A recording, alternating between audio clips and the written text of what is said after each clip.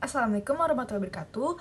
Kami dari kelompok 7 akan menjabarkan proyek statistika dan probabilitas kami dengan judul Analisis Korelasi antara Frekuensi E-Learning dan Tingkat Pemahaman Terhadap Mahasiswa Fakultas Ilmu Komputer Universitas Singapura Bangsa Karawang Angkatan tahun 2024. Sebelumnya, perkenalkan kami dari kelompok 7 terdiri dari rekan saya Alvina Zahra Tanjung, lalu saya sendiri Anissa Arke Variana, dan rekan saya Andika Muldani Gatan Firdaus.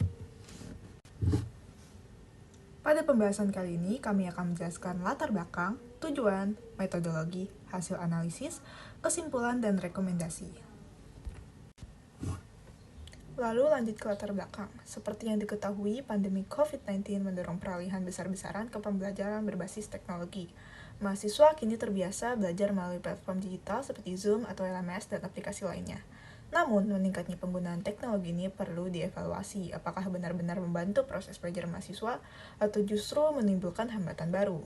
Karena itu, penting untuk melihat efektivitas teknologi ini dari sudut pandang mahasiswa. Evaluasi ini bisa menjadi dasar untuk perbaikan sistem pembelajaran ke depan. Selanjutnya ada tujuan penelitian.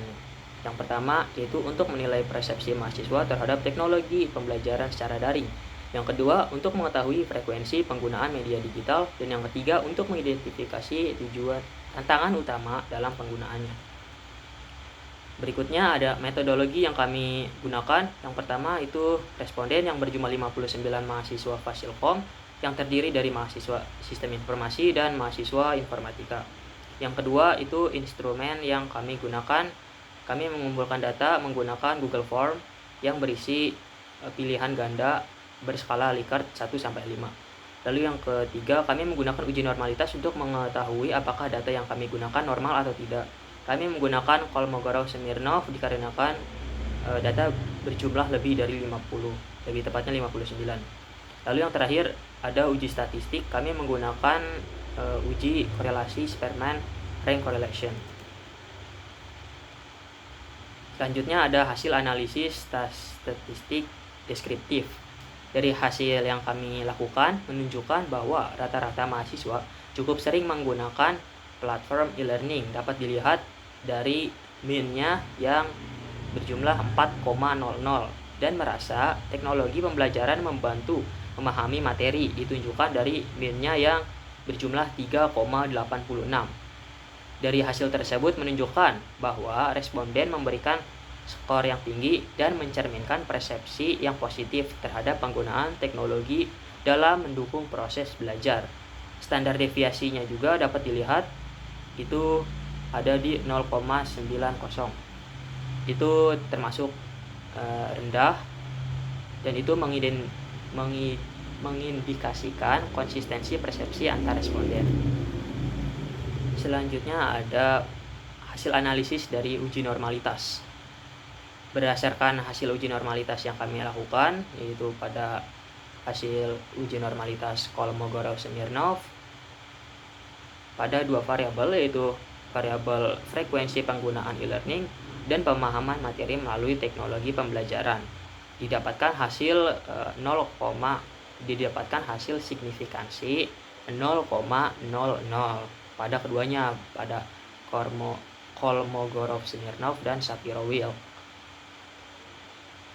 Dan karena hasilnya di bawah dari 0,05, maka dapat disimpulkan bahwa data tidak berdistribusi normal. Oleh karena itu, analisis hubungan antar variabel selanjutnya dilakukan menggunakan uji korelasi non-parametric Spearman. Selanjutnya, kami akan melakukan uji korelasi untuk melihat hubungan antara dua variabel, yaitu frekuensi penggunaan platform e-learning dan pemahaman mahasiswa terhadap materi kuliah. Nah, hasil analisis menunjukkan adanya korelasi positif yang signifikan antara kedua variabel. Nilai koefisien korelasi sebesar 0,357 dengan nilai signifikansi 0,006 yang lebih kecil dari 0,05. Artinya, semakin sering mahasiswa menggunakan platform e-learning seperti Moodle atau Google Classroom, semakin tinggi pula pemahaman mereka terhadap materi kuliah. Berdasarkan hasil uji normalitas dan korelasi Spearman, dapat disimpulkan bahwa persepsi terhadap penggunaan teknologi pembelajaran memiliki hubungan signifikan dengan pemahaman materi kuliah. Semakin sering mahasiswa menggunakan platform e-learning, semakin tinggi pula tingkat pemahaman mereka. Selain itu, teknologi juga mendorong partisipasi, diskusi, dan keaktifan belajar. Namun, kenyamanan dalam pembelajaran daring belum sepenuhnya terbentuk, sehingga dibutuhkan dukungan dari institusi dan kesiapan dari dosen maupun mahasiswa.